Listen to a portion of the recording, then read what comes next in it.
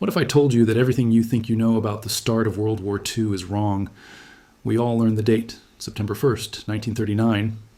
We see the black and white footage of German tanks rolling into Poland. It feels like a sudden shocking explosion that plunged the world into darkness. But that's not the real story. That's the clean, simple version we tell ourselves. The truth is far messier, far more cynical, and it's been hiding in plain sight for over 80 years. This is World War II's dirty secret. The war didn't just happen. In 1939, the gunshot that started it was fired 20 years earlier, in 1919, in the glittering Hall of Mirrors at Versailles. The Treaty of Versailles, meant to end the war to end all wars, did nothing of the sort. It was less a peace treaty and more a ceasefire agreement, a 20-year truce. It created a world simmering with resentment, economic desperation, and unresolved conflicts. The victors of World War I, Britain and France, drew lines on a map, but they failed to heal the deep wounds that festered beneath the surface. Germany was left humiliated and economically crippled. Italy felt cheated out of its promised spoils. And Japan, a rising power, felt sidelined by the Western empires. This wasn't peace, it was just a pause, a collective holding of breath before the inevitable next round. The stage for the next global catastrophe was already set. We often think of wars as grand clashes of ideologies, democracy versus fascism, freedom versus tyranny.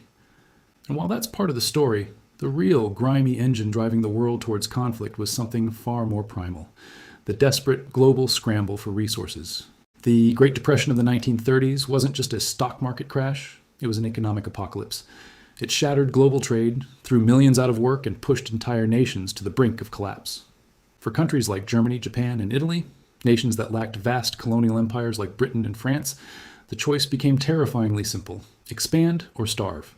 Germany needed Lebensraum, or living space, not just for its people, but for the farms and resources to feed them. Japan, an island nation with few natural resources, looked to Manchuria and China for coal, iron, and oil to fuel its industrial machine. Italy dreamed of a new Roman Empire, controlling the Mediterranean and its trade routes. This wasn't just about flags and national pride, it was about survival. When economic walls go up, armies start to move. The leaders of these have-not nations saw conquest not as a choice, but as the only path forward.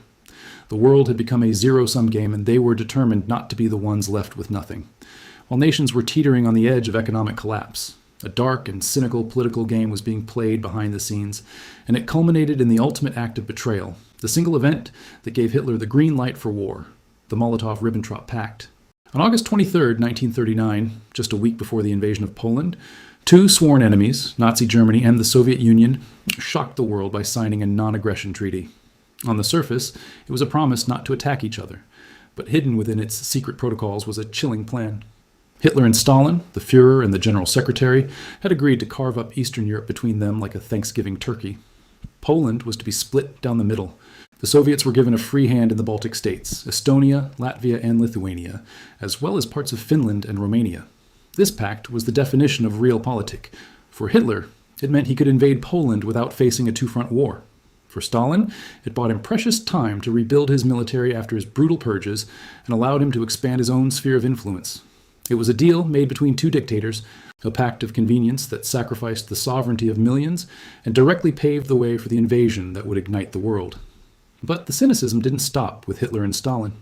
There's another uncomfortable truth that history often prefers to whisper.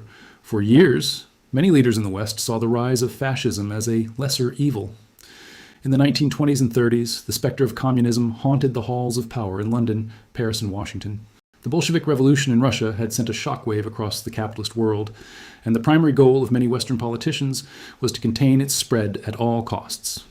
From this perspective, figures like Mussolini and even Hitler initially looked useful. They were aggressive, they were nationalistic, but most importantly, they were violently anti-communist. The thinking was that a strong fascist Germany could act as a buffer, a bulwark against the Soviet Union. Let the two totalitarian titans, fascism and communism, exhaust themselves fighting each other. This policy of appeasement, famously embodied by British Prime Minister Neville Chamberlain, wasn't just born of a desire for peace. It was also rooted in a strategic calculation that Hitler's ambitions could be directed eastward, away from Western Europe.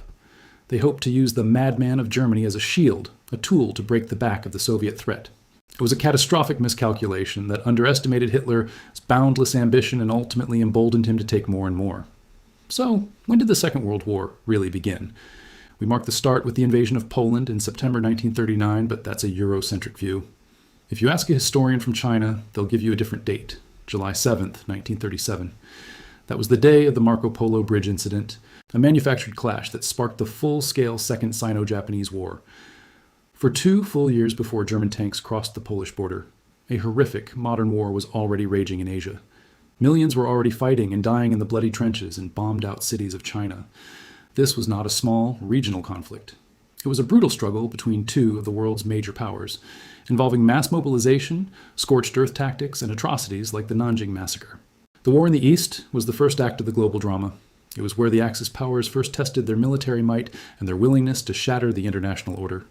While the West was still talking about appeasement and hoping for peace, the world had already been hemorrhaging for 2 years in a conflict that we, too, often forget. The war didn't start in a Polish field.